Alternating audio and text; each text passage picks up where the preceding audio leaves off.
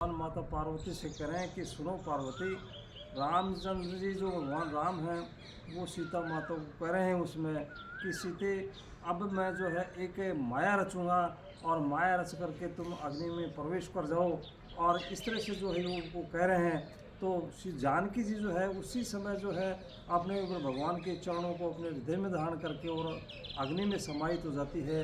अग्नि में समाहित होने के बाद में वो अपनी छाया मूर्ति है, एक मूर्ति है तो मूर्ति बाहर रख देती है। वो मूर्ति बाहर रखने के बाद में जो अपनी वही परछाया वैसे ही की वैसी सीता बना देती है वो इस तरह से।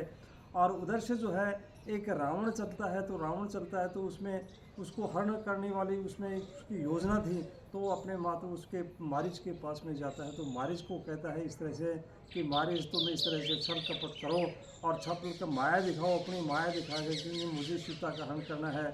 इस तरह से जो है वो मारीच को कहता है। मारीच उसको कहता है कि वो तो भगवान है, उनकी पत्नी का आप हरण करके जो है अच्छा नहीं करोगे इस तरह से और आपके साथ में बुरा होगा। लेकिन जो है रावण जो था वो अहंकारी रावण था उस समय, उसी को कहता है उसमें। और मारीच उसको कहता है कि देखो इसमें विश्वामित्र जब भगवान राम को जो है उसमें ले गए थे उस समय अपने यज्ञ को सफल कराने के लिए, तो उस समय जो है संभव को और ताड़का का वध कर दिया था, संभव को मार दिया। मेरे भी जो है एक बाण लगाया था और मैं जो 100 योजन को दूरी के ऊपर जाकर के गिरा था। इस तरह से जो है उसका खरदूषण का वध कर दिया था। तो ऐसे जो है एक भगवान साधारण आदमी नहीं है, वो तो भगवान है, उनसे बैर मत लो आप इस तरह से वो कह रहा है हमारी से। लेकिन रावण कहाँ मानने वाला था। रावण उसको कहता है कि अरे मूर्ख, तो मेरे को ज्ञान दे रहा है, तो नहीं जानता है कि मेरे जैसा योद्धा कौन है, कि इस तरह से वो रावण कह रहा है उसको। लेकिन वो नहीं मानता है।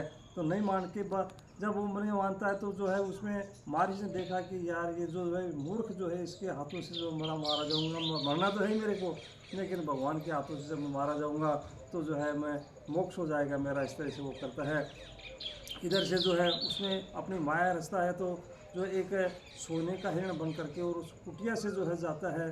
तो कुटिया से जा करके जो है उसमें जाता है, तो उसके पास से जाता है तो उसमें वो जो सीता उसको देखती है, सीता देख करके जो है उसके ऊपर मोहित हो जाती है। उसको राम को कहती है कि राम इस तरह से जो है मुझे इस हिरण की खाल चाहिए उसे। तो वो जाने के लिए जो है अब अपने लक्ष्मण को जो है सीता की रखवाली देख करके जो है वो चला जाता है उसमें। अब इस बात उसको पता नहीं था, लक्ष्मण को भी इस बात का पता नहीं था कि माता सीता जो असली रूप जो नहीं है ये, और ये जो असली जो रूप था वो जो अग्नि में समाहित हो गया था। इस तरह से वो चले जाते हैं और आगे जा कर के उसके मृग के पीछे पीछे चले जाते हैं। और मृग जो है उसको जब बाण लगाते हैं तो वो जो है उसकी आवाज़ आती रहती है कि हाय लक्ष्मण, हाय लक्ष्मण, इस तरह से जो माता सीता को सुनाई देती है। तो माता सीता ने लक्ष्मण को कहा था उस समय कि आपके जो है भैया के प्राण संकट में हैं।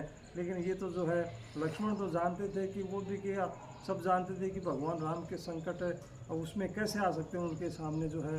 तो इस तरह से लेकिन जो है लक्ष्मण उनकी जो है प्राणों की रक्षा करने के लिए वो उनके पीछे पीछे चले जाते हैं। जब राम मिलते हैं तो वापस लौट करके आते हैं। तो वो जो लौट करके आते हैं तो रावण था वो इसमें, और रावण अपने माया की रचना करके वो जो साधु का वेश बना करके और जो है सीता का हरण कर ले जाता है। हरण करने के बाद में जो उसमें अपने विमान में बिठा करके ले जाता है। तो उधर पीछे से जो आते हैं राम और लक्ष्मण आते हैं, तो उनको सीता वहाँ नहीं मिलती है कुटिया में। तो जो है उनके होश उड़ जाते हैं और वो बड़े चिंतित होते हैं।